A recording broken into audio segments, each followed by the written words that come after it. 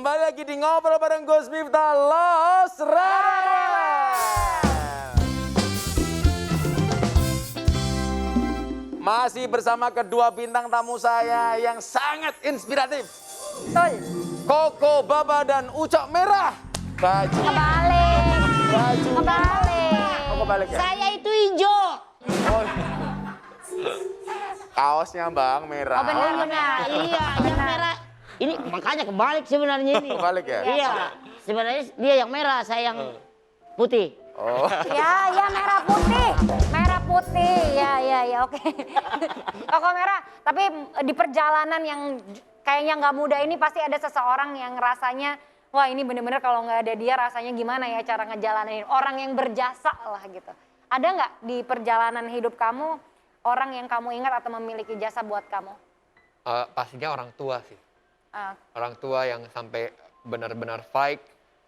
Orang tua gue itu dia tidak pernah menspesialkan gue. Jadi dia itu selalu udah ngomong di sekolah itu kayak anak ini jangan dispesialin ya, dia harus sama seperti anak-anak lainnya. Gue kalau nggak belajar ya dipukul. Koko, sorry. Tapi Bapak Ibu sebenarnya kulitnya biasa kayak yang lain ya? Semua normal.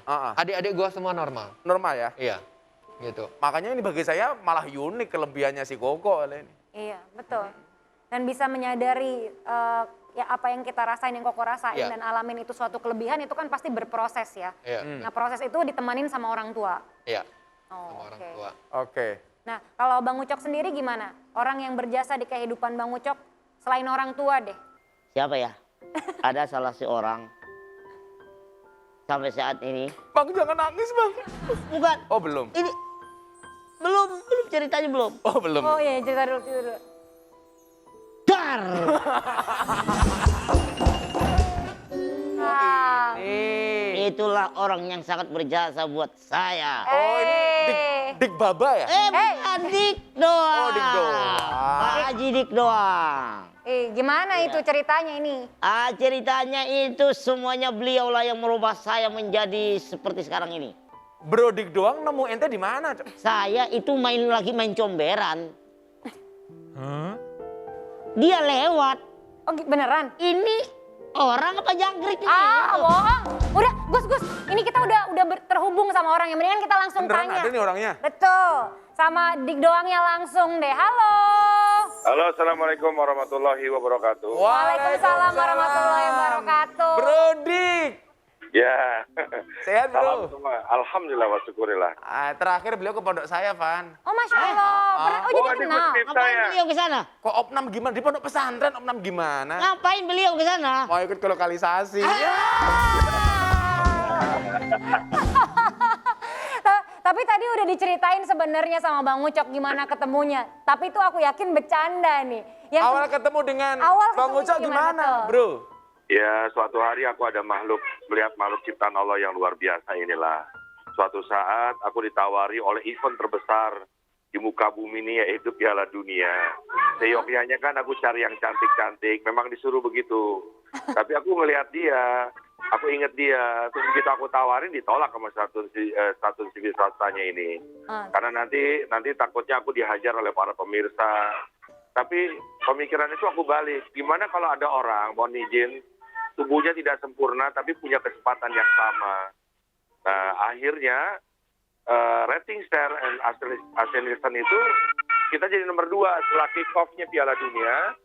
Kuis kita bersama dengan Ucok Baba itu adalah kenyataan. Dan akhirnya terima kasih Ucok ya. Saya dinobatkan sebagai pembawa olahraga 5 Panasonic Award itu. Makasih juga nih yang pasti kepada semuanya Allah terutama ya. Apa yang membuat Dik doang tertarik untuk membantu Ucok Baba waktu itu? Saya pikir dia yang bisa saya olah, saya bisa jadi saudara, dia yang di depan, benar atau salahnya tergantung Ucok Baba. Dan itu terjadi gitu loh. Tapi ada nggak perubahan sikap dari Bang Ucok dari dulu yang Mas kenal sampai sekarang nih akhirnya? Ada perubahan sikap nggak? Ya kalau Ucok sih nggak bakal berubah, emang wataknya udah begitu ya. Jadi masih bersahabat sampai sekarang, bersahabat baik ya, masih kabar-kabaran? Alhamdulillah, luar biasa. Dia sendiri kan orang yang pergi dari rumahnya gitu, dianggap bahwa dia punya kekurangan lah, aib keluarga lah. Oh, Tapi gitu? hebatnya Allah memutar balikan, dia sekarang menanggung 7 kakaknya gitu loh. Itu luar biasa menurut aku. Itu bukan candaan, itu beneran itu. Oke. Oke. Bang Ucok barangkali 3 kata untuk Dik Doang. Pak Haji, Hmm. terima kasih banyak sekali Pak Haji. Saya tidak bisa membalas jasa-jasa Pak Haji sama saya Allahu sampai Akbar, Allahu sekarang ini. Akbar. Ya, Itu lebih dari 3 Luar kata. biasa. Bro Dik Doang terima kasih ya waktunya. Terima kasih Gus Miftah. Thank you bro. Tim buat Gus ya. Thank you. Pernah nggak Koko merasa, kenapa sih kok aku begini? Pasti. Beda dengan yang lain. Aku pernah nanya ke orang tua, kenapa aku harus dilahirkan seperti ini? Katanya satu, Tuhan hari ini ciptain kamu kayak gini, kamu tunggu aja nanti kamu lihat jalannya itu gimana. Gitu. Dan sampailah hari ini. Oke, kalau Bang Ucok, saya nggak ada sama sekali. nggak pernah merasa, kok aku begini sih? Nggak ada. Justru itu yang itu yang membuat aku jadi sampai seperti sekarang ini. Saya tidak pernah merasa aku kecil. Saya tidak pernah merasa aku kurang. Itu sebenarnya kalau saya dari dulu begitu. Dari kecil Bang? Dari kecil. Jadi ketika dulu ada orang ya, waktu saya ke sekolah, jadi sekolah ini jauh dari rumah saya, itu jalan kaki.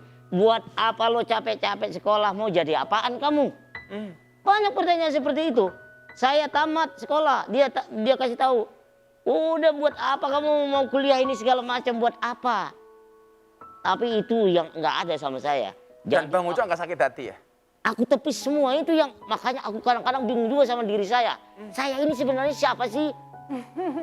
Jadi begini ya, Allah Subhanahu Wa Taala berfirman di dalam surat Al-Jumu'ah ayat 10. Ya, Apabila salat telah dilaksanakan, maka bertebarkanlah di bumi. Carilah karunia Allah dan ingatlah Allah. Jadi kewajiban kita itu berusaha, berusaha. bukan sukses. Ya. Maka Gus Nas sering mengatakan fokuslah kepada proses, jangan berorientasi kepada hasil. Betul. Kenapa? Karena Tuhan memerintahkan kita untuk berusaha, tidak mewajibkan kita untuk sukses. Bang Ucok dengan segala kepedeannya, dengan segala keberaniannya, potensi yang sebenarnya dianggap kelemahan bagi dia, tapi ternyata bisa menjadi kelebihan bagi dia. Ya. Seumpama nih Van, seumpama Bang Ucok itu sama tingginya kayak Gus Miftah umpamanya. Ya. Belum tentu beliau seterkenal hari ini. Iya. Ya. Maka manusia tercipta sebagai makhluk sosial. Maka kadang rezeki kita itu tergantung pada orang lain. Contohnya tadi, ternyata rezekinya Bang Ucok melalui Dik Doang. Iya. Rezekinya rumah sakit dari orang sakit. Rezekinya dokter dari pasien. Rezekinya guru dari murid. Rezekinya Gustaf dari langsung dari Allah Subhanahu wa taala. Amin. Sombong amat. Emang. Maka untuk itulah alasan kenapa kita tidak boleh meremehkan orang lain. Iya. Maka saya sering mengatakan apa? Allah memberikan 2 mata kepada kita. 1 mata untuk melihat kelebihan-kelebihan orang lain.